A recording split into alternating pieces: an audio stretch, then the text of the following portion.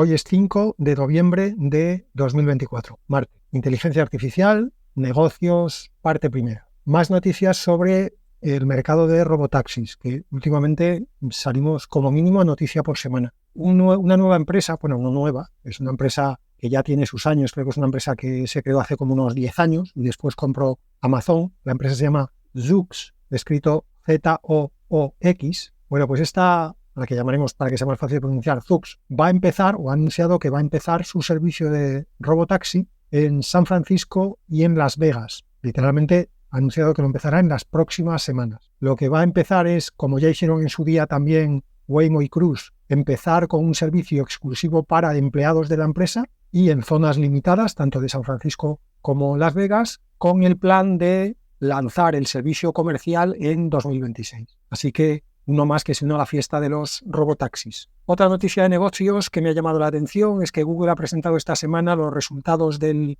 tercer cuarto de 2024, del año en el que estamos, sin datos de profit, de ingresos, tal y cual. Pero lo que me ha llamado la atención es un dato en el que mencionaban que ya más de un cuarto, más del 25% de todo el código que se escribe en Google es generado por inteligencia artificial. Es cierto que ellos mismos aclaran que ese código es después revisado y aceptado o rechazado por ingenieros humanos, pero el 25%, más del 25% del código que se escribe en Google es una auténtica animalada. Es que no me quiero ni imaginar cuánto código se escribe en Google cada día, cada semana, cada mes. Que el 25% de eso ya se esté escribiendo por inteligencias artificiales, con el nivel, no sé por dónde iba porque he tenido que parar, así que, bueno, creo que estaba con la de Google. O sea, bueno, damos la de Google por finiquitada. Es que no tengo ganas de escuchar por dónde iba y volver. Hay otras cosas que hacer en la vida, amigos. Tercera noticia de negocios de esta semana es que OpenAI ha anunciado que va a empezar a desarrollar sus propios chips. Esto era un movimiento que se veía venir porque si los fabricantes de chips como Nvidia empiezan a desarrollar sus propios LLMs, pues era cuestión de tiempo que los de los LLMs empezaran a fabricar sus propios chips. Al final aquí nadie quiere depender de nadie y OpenAI, de hecho, ha anunciado que los chips nuevos no los va a fabricar, obviamente, con Nvidia, no los va a desarrollar con Nvidia, sino que ha elegido como socios a Broadcom, a TSMC y a AMD. Así que, bueno, lo he dicho, un movimiento que incluso yo creo que viene tarde. Yo creo que OpenAI tenía que haber empezado esto desde la primera ronda de financiación gorda que tuvo, porque la dependencia que tiene ahora mismo de Nvidia no es que sea peligrosa, es que es suicida. Cuarta noticia es sobre una empresa que se llama Sierra. Es una empresa que fundó el antiguo CEO de Salesforce, que es un tipo que se llama Bret Taylor, y que es noticia porque esta semana ha levantado $175 millones en nueva financiación, con una valoración total de la compañía de $4.500 millones.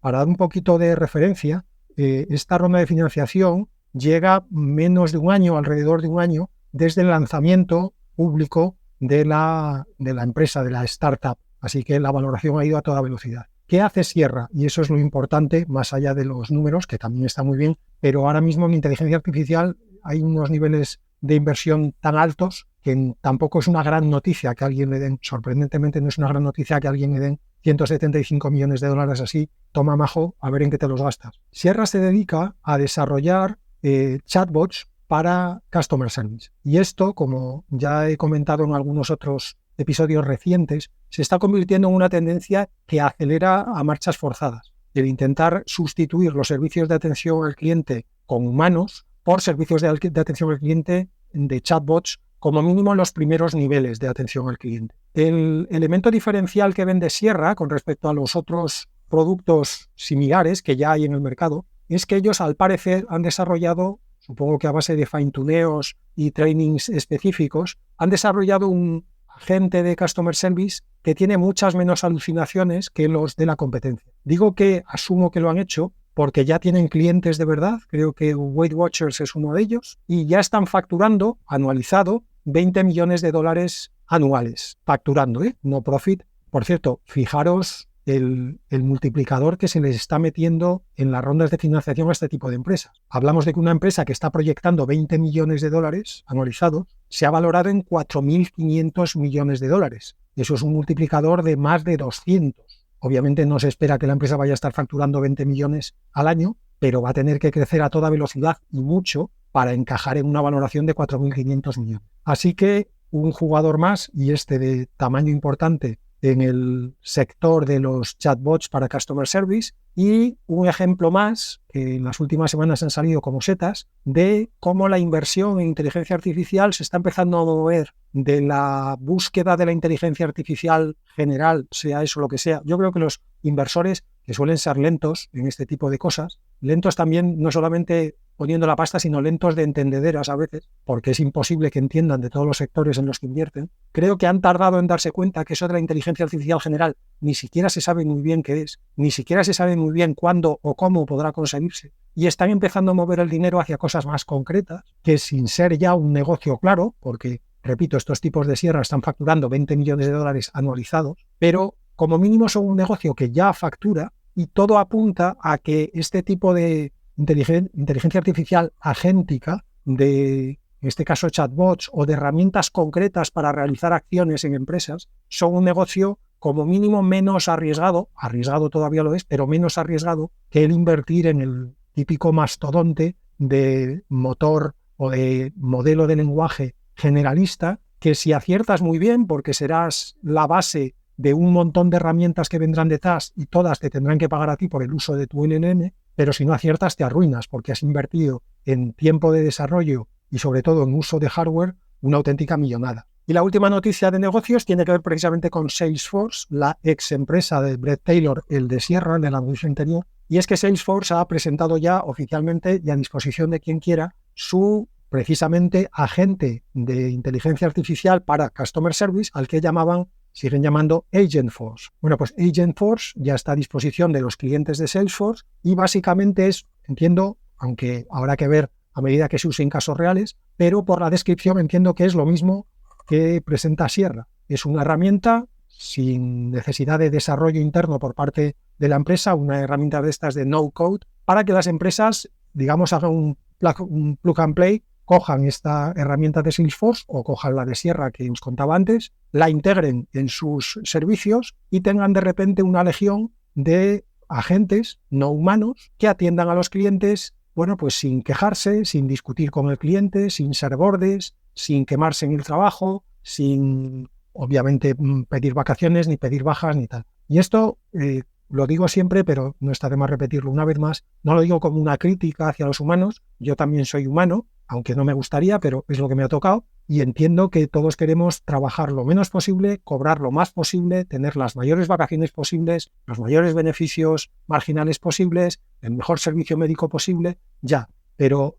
alguien tiene que pagar por todo eso. Y también entiendo como humano que el humano que tiene que pagar por todo eso le duela un poco, que le salga de su bolsillo pagar cada vez más por cada vez menos trabajo. Entonces, entiendo los dos puntos de vista y precisamente por eso no me pongo ni del lado de uno ni del lado del otro. Me limito a constatar que la propuesta que te ofrece una de estas empresas con un chatbot de Customer Service, en el momento en el que el resultado sea comparable al de un humano, los costes, ya no solamente directos y económicos, sino indirectos y no económicos, son incomparables en el sentido literal de la palabra.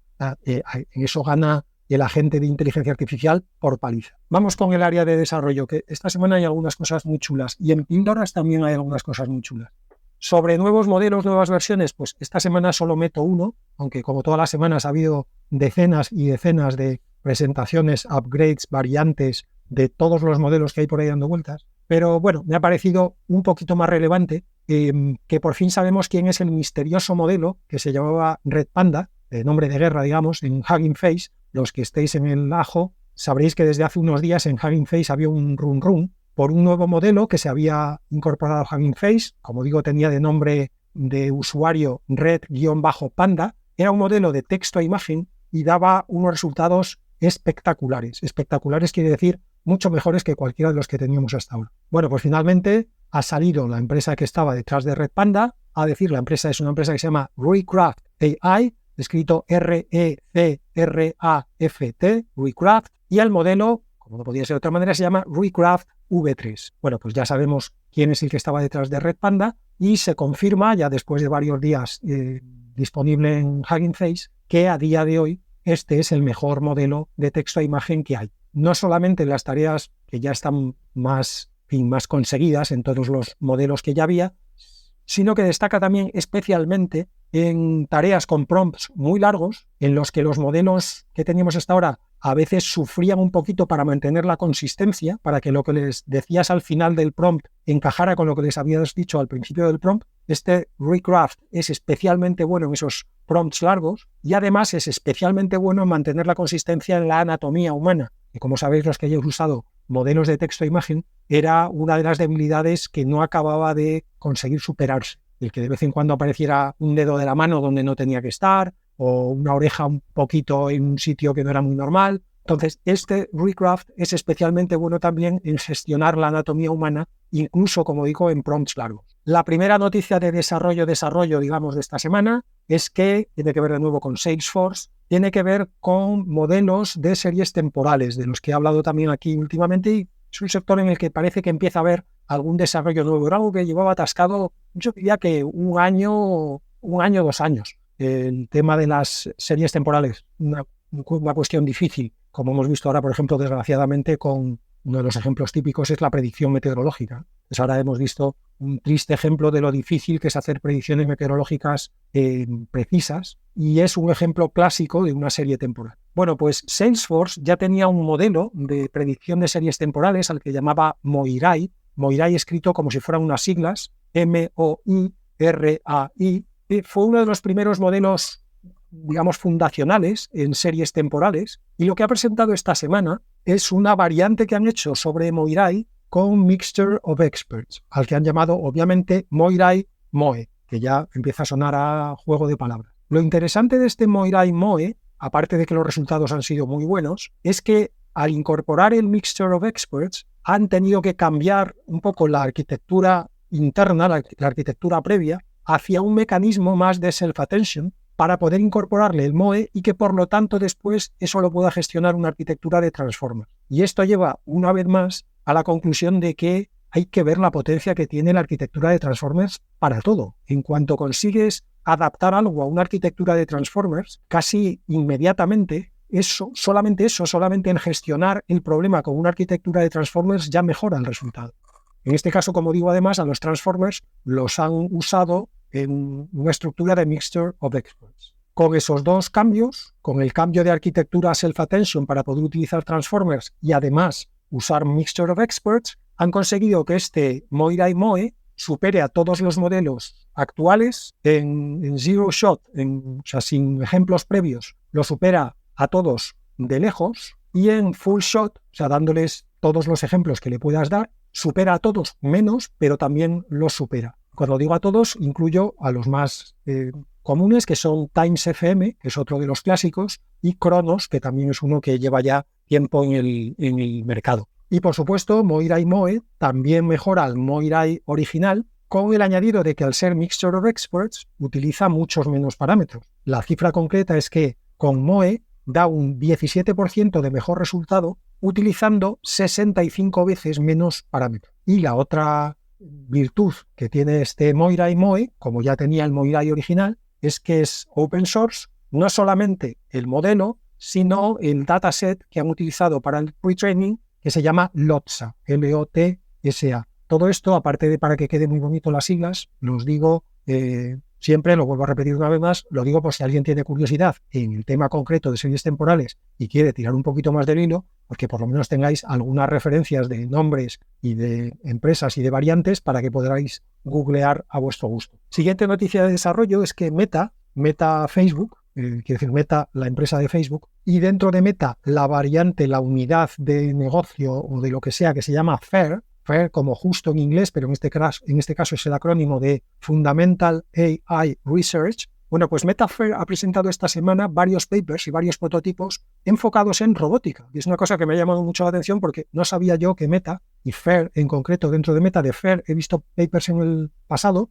pero eran todos papers sobre el LLMs, inteligencia artificial, machine learning. No sabía que también estaban desarrollando o con la vista puesta en robótica. Bueno, pues esta semana han presentado un lotecito muy interesante de papers para robótica, en concreto para mejorar el tacto en robots. El tacto, que es uno de los sentidos más finos que tenemos los humanos, el tacto en concreto, no el de la piel en general, sino el tacto de las yemas de los dedos, ese es el que se quiere mejorar en robots. Y para eso se necesitaban mejoras, y seguimos necesitando mejoras en dos áreas, en hardware, por decirlo así, en materiales, en sensores y luego en software, en cómo representar de una manera matemática todos los datos que vienen de esos sensores para que después se puedan tratar pues por un modelo de lenguaje o por un sistema de machine learning o por lo que sea. Bueno, pues los de MetaFair han presentado novedades, como digo, en las dos áreas. En la parte de materiales han presentado una cosa que ellos han llamado MetaDigit 360, que es una yema de dedo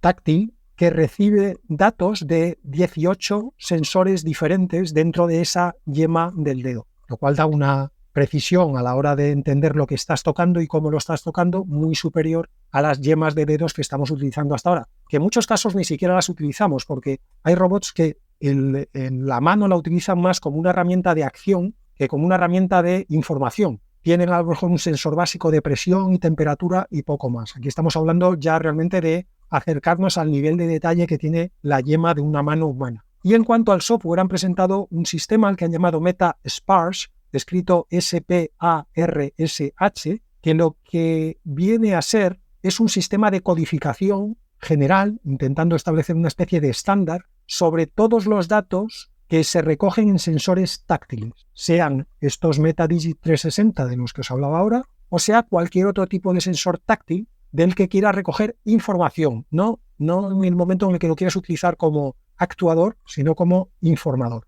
Así que una agradable sorpresa que Meta también esté trabajando en el área de de robots.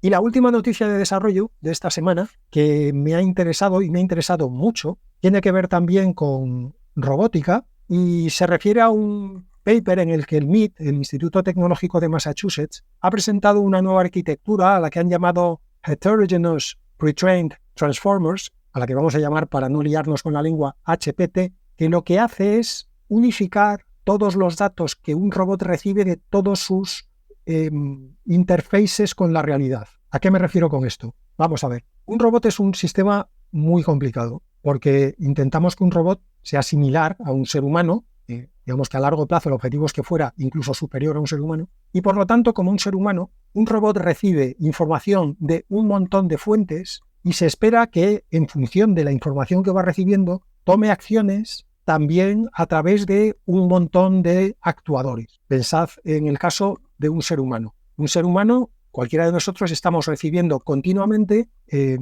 estímulos o información a través de la vista, a través del oído, y en concreto dentro de los sonidos que nos llegan a través del oído vamos a hacer una subcategoría especial en la voz humana, porque puede ser que uno de los inputs que estemos recibiendo por el oído sea alguien dándonos una orden o alguien alertándonos de un peligro. Eso lo vamos a meter en una categoría diferente de si lo que estamos oyendo es una trompeta. Y estamos también recibiendo información a través del tacto, datos de presión, datos de temperatura, datos de posibles peligros y de la nariz y de la boca, el olfato y el tacto. Eso es un ser humano en cuanto a relación con la realidad. En función de todos esos inputs que recibimos a través de esos 5 canales, los 5 sentidos tradicionales, nuestro cerebro procesa todo eso y decide tomar una acción, sea la que sea, o incluso decide no hacer nada. Hay algunas acciones que requieren movernos, desplazarnos, utilizando fundamentalmente las piernas. En otras acciones decidimos usar las manos para coger algo, para apartar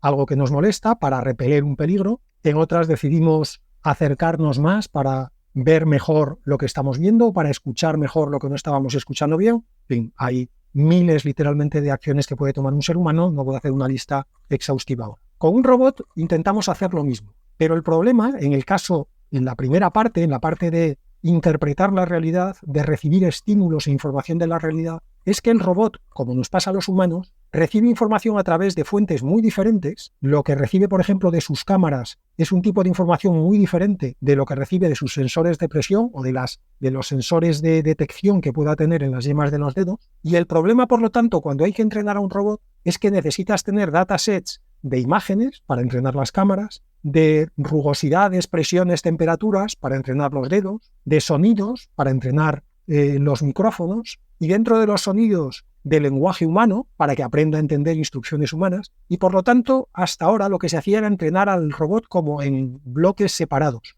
Tú, por un lado, lo entrenabas con datos de, por simplificar, presión de objetos, rugosidad de objetos. Luego entrenabas la parte de visión, luego entrenabas la parte de audio, y cada una de esas cosas intentabas que el sistema aprendiera a establecer lo que se llamaban políticas, policies. El objetivo final era que el robot aprendiera a tener como unas reglas de comportamiento en función de lo que recibiera por cada uno de esos interfaces que tiene con la realidad. Eso lleva a dos problemas. Uno, que hay dominios en los que los datasets no son muy grandes. Por ejemplo, el interactuar con las manos, el interactuar con superficies, el interactuar con objetos físicos. Ahí no hay muchos datos. Tenemos muchos datos, por ejemplo, de vídeo, tenemos muchos datos de texto. Por ejemplo, tampoco tenemos muchos datos de audio. Sí, podemos sacar muchos datos de audios de vídeo, pero hay que entrenar por separado el audio del vídeo, con lo cual eso limita la cantidad que tienes en cada uno. Entonces, por un lado, tienes un problema de conseguir datasets grandes de todos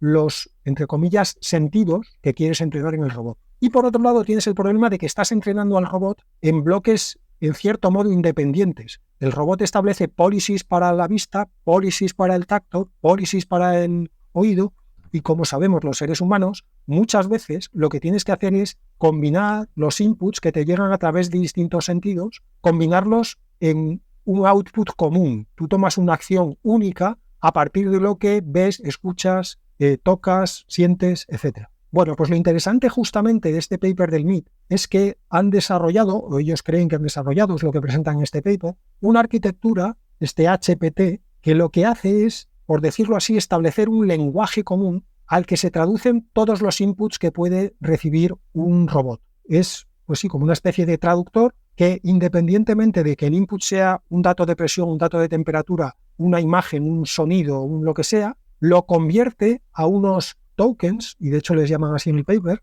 a unos tokens comunes. Y eso tiene dos grandes ventajas. Una es que de repente ya tenemos datasets mucho más grandes porque podemos coger todos los datasets que hasta ahora usábamos por separado y que algunos de ellos por separado no eran muy grandes. Si ahora los reunimos todos, de repente lo que tenemos es un gran dataset con el que entrenar al robot una vez pasado por este HPT y convertido a esos tokens comunes. Y la segunda gran ventaja es que el robot se entrena mezclando todos los tokens de todos los inputs que le pueden llegar a través de sus, entre comillas, sentidos. Eso además tiene otro bonito efecto secundario, y es que como hemos traducido todos los inputs a tokens, de repente ya podemos empezar a usar transformers para procesar esos tokens, igual que hacemos con los LLMs. Y como os decía antes, y como he dicho ya muchas veces con otros muchos ejemplos, los transformers nos dan una potencia de, no de desarrollo, sino de tratamiento, que a día de hoy no hemos conseguido ya no solo mejorar, sino ni siquiera igualar con ninguna otra arquitectura. Y además, si utilizamos, por recapitular, tenemos una mejora en que podemos usar datasets más grandes, en que podemos combinar todos los tokens para que el robot se entrene con una visión, digamos, general de la realidad y no compartimentada por sentidos. Al traducirlo todo a tokens podemos utilizar transformers, lo cual nos va a dar también una mejora de rendimiento. Y además podemos hacer, como hacemos con los LLMs, un fine-tuneo posterior en el caso de que queramos especializar al robot en una determinada tarea o un determinado dominio. Porque podría pensarse, si yo quiero un robot que básicamente lo que haga es manipular objetos, ¿para qué narices necesito meterle un dataset con tokens mezclados de visión, audio, presión, temperatura? Yo solamente quiero que manipule objetos. Por ejemplo, todos los tokens de audio me sobran. Bueno, con este sistema podemos entrenar a un robot para que interactúe con la realidad en todos los ámbitos, o podemos coger a ese mismo robot y hacerle un fine-tuneo después especializado en manipulación de objetos, o especializado en visión, o especializado en manipulación de objetos. Abre una nueva vía muy interesante de entrenamiento, no solamente en el sentido literal del pre-training, sino de familiarización de un robot con la realidad que hasta ahora no teníamos. Y vamos ya con las pildoritas de la semana. Esta semana hay varias pildoritas y una es una especie de píldora de píldoras que me parece especialmente interesante. Vamos allá. La primera pildorita es que OpenAI ha presentado esta semana ya al público, para uso de cualquiera, su motor de búsqueda integrado en ChatGPT. Y de hecho lo ha llamado, en un alarde de originalidad, ChatGPT with Search. ChatGPT con búsqueda. Bueno, si a ChatGPT le pones búsqueda, ¿cómo lo vas a llamar? Pues ChatGPT con búsqueda. Que no se entienda esto como una crítica. Yo soy muy partidario de ponerle antes un nombre descriptivo y soso antes que ponerle bright sky in a Sunday morning with ice, ¿vale? Que es como se llamaban todos los productos hace 10 años, todos tenían nombres de imbécil. Entonces, ChatGPT with Search, para mí, más que suficiente. ¿Qué aporta este ChatGPT with Search frente al ChatGPT normal? Bueno, pues que tiene búsqueda, con lo cual si le preguntas por algo, el ejemplo más típico es, si le preguntas por un resultado de deporte, que quieres preguntar cómo ha quedado el Barça esta semana, pues te lo sabe contestar, porque él mismo detecta que esa es una pregunta que requiere información actualizada, él hace una búsqueda interna y con la búsqueda interna te da la respuesta con, en principio, información fiable. Yo le hice una pregunta sobre si, por ejemplo, la semana pasada había la duda sobre si Jordan Love iba a jugar o no de titular con los Packers y ChatGPT me dijo que él creía que sí y efectivamente luego Jordan Love jugó. Así que a partir de ahora ChatGPT pasa a ser mi informador de referencia para todo lo que pasa en Wisconsin. En paralelo, Google esta semana ha presentado un poco lo mismo pero con Gemini. Gemini hasta ahora era un LLM aislado del mundo. Bueno, pues ahora ha presentado Google Grounding with Google Search para Gemini. Aquí el nombre es un poquito más descriptivo. Digamos que tú hasta ahora cuando interactuabas con Gemini y le hacías una pregunta que requería información actualizada, Gemini muchas veces patinaba. Intentaba resolver la pregunta sin la información actualizada. Bueno, pues ahora Google lo que ha hecho es ponerle como un módulo añadido a Gemini para que después de hacer intentar hacer la respuesta, Google haga una búsqueda y compare la búsqueda con la respuesta de Gemini para ver si la respuesta tiene o no tiene sentido. Por eso el nombre de grounding, de aterrizar, de llevar a la tierra el resultado de Gemini, es bastante descriptivo.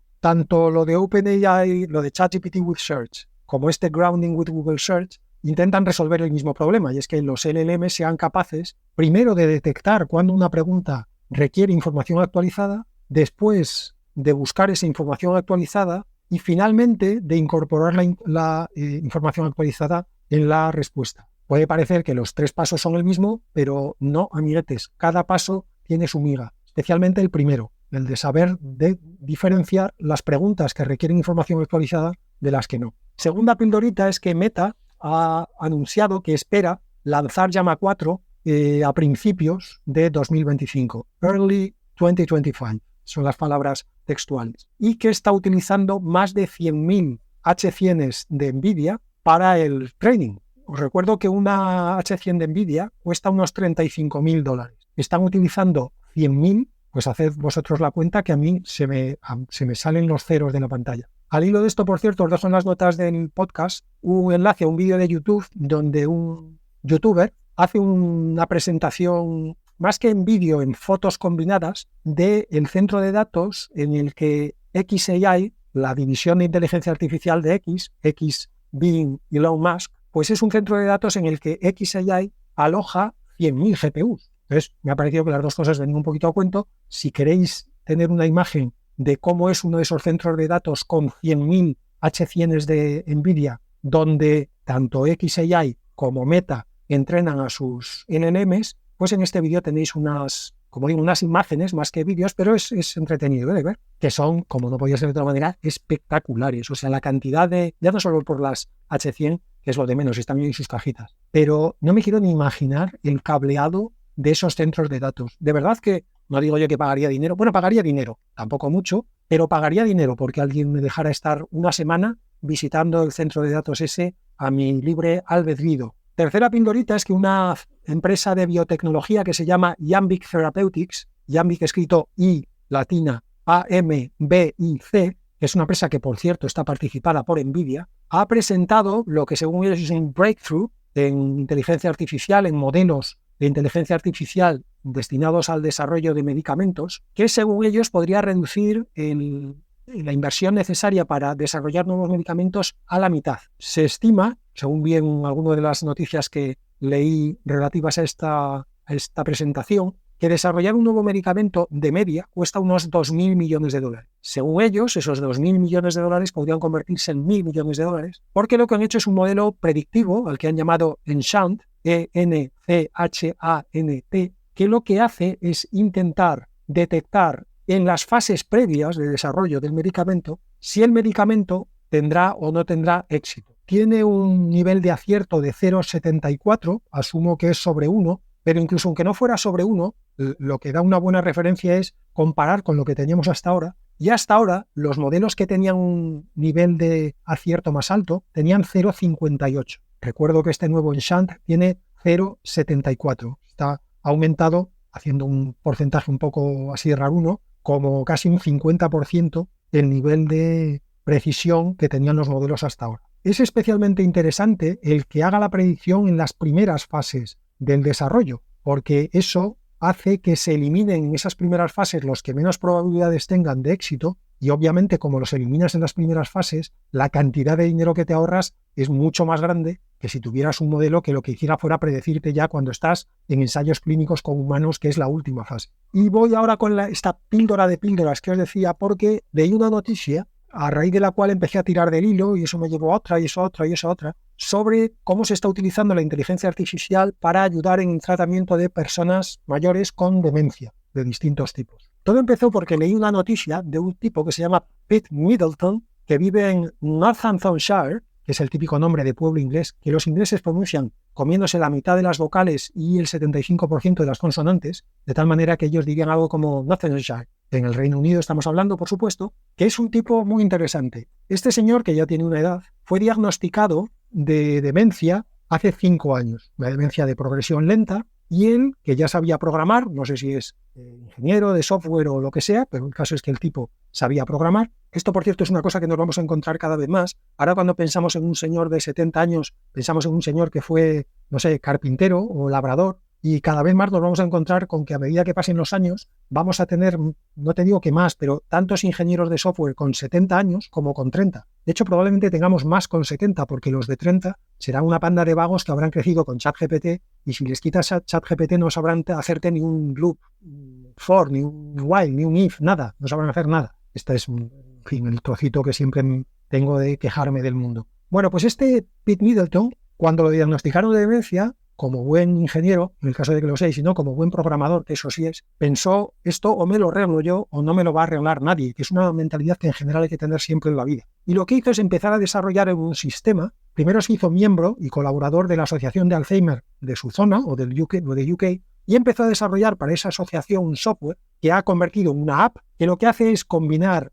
usa el GPS para localizar dónde estás, y le ha puesto un sistema de inteligencia artificial que va aprendiendo de los hábitos del usuario y en función de dónde está le empieza a ofrecer información relevante. Por ejemplo, 2 casos que ponía el tío. Cada vez que él va al banco y el sistema detecta que está en el banco, la aplicación se abre en pantalla y le presenta datos que pueden ser interesantes para él en el banco. Por ejemplo, su número de cuenta corriente y su PIN del cajero. Otro caso que él ponía es, en el caso de que el GPS detecte que está en un sitio no habitual y además bastante alejado de su casa, la aplicación se abre automáticamente y le muestra las instrucciones para volver desde ese punto a su casa. Sabéis que una de las cosas que suceden con cierta frecuencia a las personas con Alzheimer, cuando están todavía en fases de la enfermedad en la que no tienen cuidado permanente, es que a veces se despistan, empiezan a andar, y cuando vuelven a recuperar la memoria y un poco se vuelven a centrar, se encuentran en un sitio que no saben muy bien dónde está,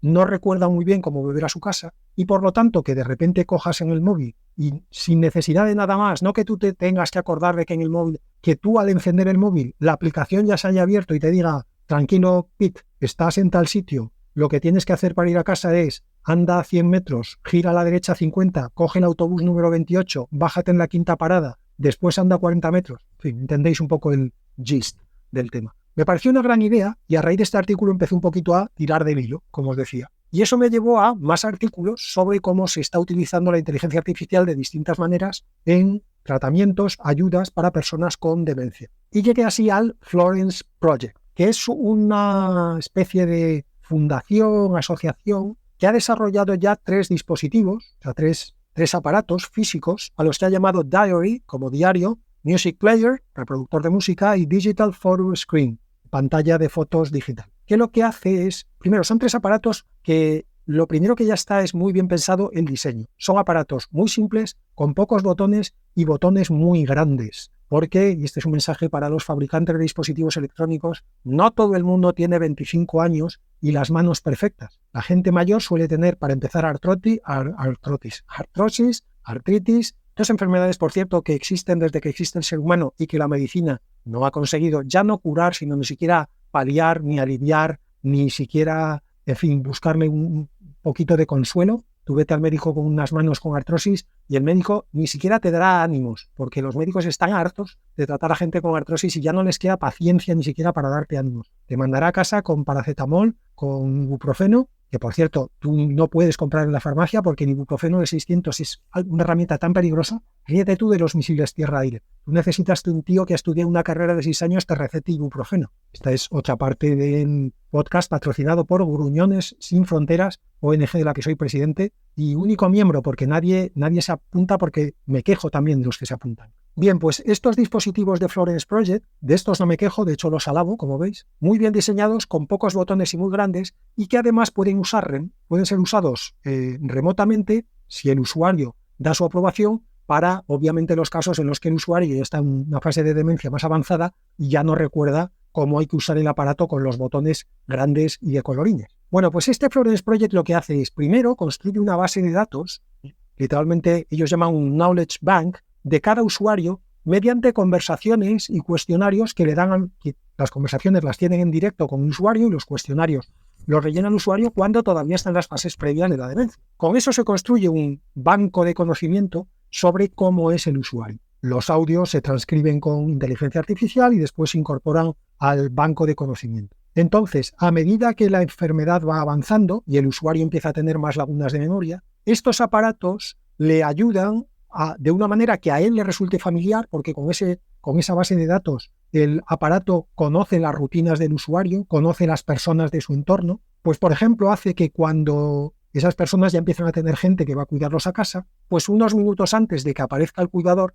el aparato, el diary en el Digital Photo Screen, le muestra una foto del cuidador y el diary le muestra un mensaje diciendo: va a venir dentro de 5 minutos fulanito, mira la foto en el photo screen. Y de esa manera, como muchas veces estas personas se olvidan de las caras y en general de las personas que tienen cerca, pues de esta manera el sistema le avisa para que no se ponga nervioso, primero, es decir, para que espere que alguien va a llamar a la puerta en los próximos minutos, y segundo, que con el photo screen pueda ir a la puerta con el photo screen en la mano y compare la cara del que está en la puerta con la cara del photo screen y sepa si es o no el cuidador. Un buen ejemplo. Otro. Al parecer, una de las herramientas que más se están empezando a usar con las personas con Alzheimer en momentos en los que entran como en crisis de angustia, porque, en fin, nos podemos, yo creo que imaginar todos lo angustiante que tiene que ser no reconocer a nadie, no en fases avanzadas de la enfermedad, no reconocerte ni siquiera a ti mismo, mirarte al espejo y pensar que estás delante de un extraño y asustarte, obviamente, pensar quién es este tío que está ahí, qué me va a hacer. Bueno, pues una de las terapias que más se está utilizando es la música. Y en concreto la música que ese usuario reconoce, y especialmente la música que reconoce de cuando éramos jóvenes. Bueno, pues otra de las cosas que hace este sistema es, como en el Knowledge Bank, en las conversaciones y en los cuestionarios previos que tuvieron con este usuario, han registrado cuál era su música favorita, cuáles eran sus cantantes, sus grupos, sus piezas favoritas, y especialmente cuáles eran en su juventud. Pues en el caso de que se detecte, en el caso de que, por ejemplo, tenga un cuidador en su casa, el cuidador vea que el usuario está entrando, el paciente, el enfermo, está entrando en un momento de crisis, de angustia, de ansiedad, el Music Player se activa automáticamente y pone música que ese usuario reconocerá porque es música de la que era su favorita cuando era joven. En fin, como digo, me ha parecido un proyecto muy interesante. Por cierto, es un proyecto que lleva 10 años en desarrollo, que ahora ha pegado un salto muy grande con la llegada de la inteligencia artificial y los LLMs, pero que no es una idea de antes de ayer de 4 listos en un garaje.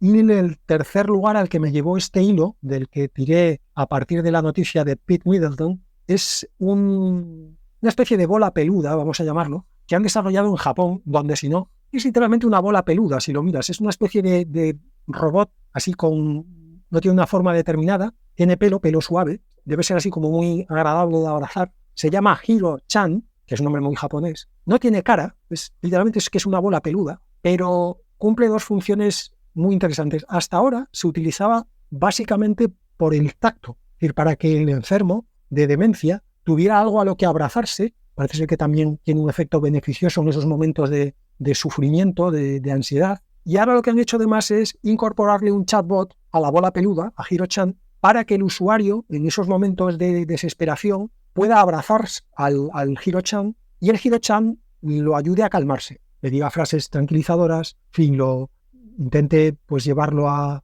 conversaciones más agradables, a recuerdos más agradables, etc. Así que me ha parecido también Hiro-chan, como Florence Project y como el propio Pete Middleton, muy buenos ejemplos de cómo usar la inteligencia artificial para un área en el que la medicina no es que esté perdida, es que no está. Y como dice el dicho, ni está ni se le espera. Dije, creo que ya la semana pasada, o si no otra, y si no varias veces, que entiendo que en estos casos salga la legión de humanistas radicales diciendo que con este tipo de soluciones estamos deshumanizando la atención y a nuestros mayores y bla, bla, bla. Y yo no puedo estar más de acuerdo. O sea, yo donde se ponga la atención personal, humana, cariñosa, especialmente en los pacientes con demencia, pues desde luego que se quite toda la legión de bolas peludas japonesas que me pongáis delante. Completamente de acuerdo. Pero os recuerdo que creo que ya hace años que leí esta noticia, con lo cual tomarla con pinzas, pero creo que el hogar más habitual en España es el hogar ocupado por 3 personas. El siguiente hogar más habitual en España es el hogar ocupado por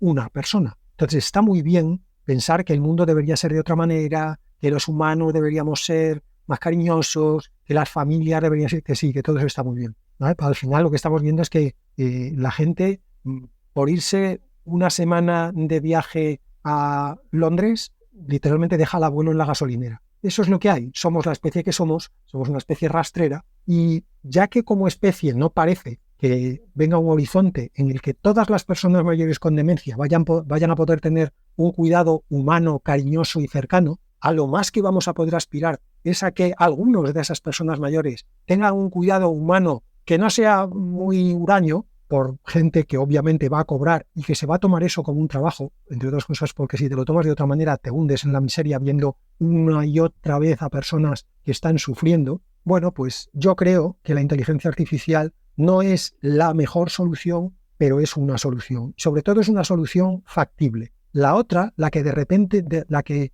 espera que de repente la humanidad cambie, los jóvenes cambien, las familias cambien, los hogares cambien, pues no sé. Yo trabajé ya bastante tiempo en gestión del cambio en las empresas, y si era difícil cambiar los procedimientos del departamento de ventas, pues no os quiero contar lo difícil que es cambiar a toda la humanidad de golpe. Así que yo en esto soy un firme defensor de que lo mejor es enemigo de lo bueno. Yo prefiero una solución mala que funcione en el 20% de los casos que esperar a la solución perfecta que funcione en el 100% y mientras tanto solucionar el 0%. Esto aplica al problema de la demencia en personas mayores, aplica al problema de los chatbots de Customer Service, aplica al problema de cualquier procedimiento dentro de una empresa. La mayoría de las empresas funcionan mal porque en vez de intentar mejorar algo que está en el 20 y llevarlo al 25, esperan algo que los lleve del 20 al 100 de golpe. Y eso, mis queridos amigos, no existe ni en la empresa, ni en las personas con demencia,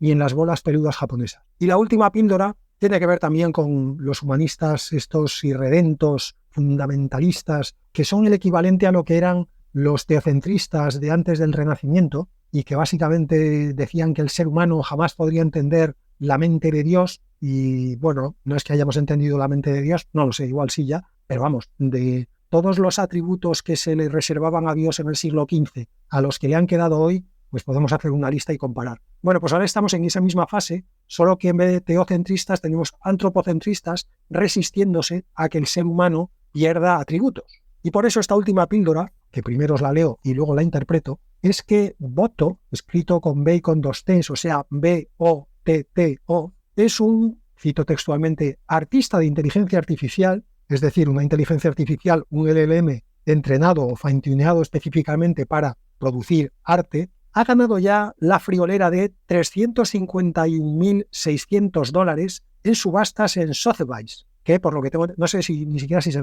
pronuncia así, yo de artes plásticas soy un auténtico cenutrio, pero tengo entendido que Sotheby's o Sotheby's, como lo digáis los que vayáis a estas subastas, es un sitio de prestigio. Bueno, pues en este Sotheby's o Sotheby's, Botto ha levantado más de $350.000 vendiendo sus obras. ¿Y esto qué tiene que ver con lo del humanismo de antes? Pues tiene que ver con que hasta ayer, literalmente, incluso hoy, incluso todavía mañana y la semana que viene y el año que viene, todos conocemos a los típicos humanistas que salen en tertulias o que escriben artículos o que dan conferencias diciendo que hay cosas que la inteligencia artificial nunca podrá hacer porque son exclusivamente humanas. Una de las cosas que se metían siempre ahí como ejemplo era la creatividad, el ingenio, el arte. Bueno, pues para todos estos, pues presento a Boto, que se ha levantado $350.000 y que probablemente, como es una inteligencia artificial, se los esté gastando en vino mientras se descojona literalmente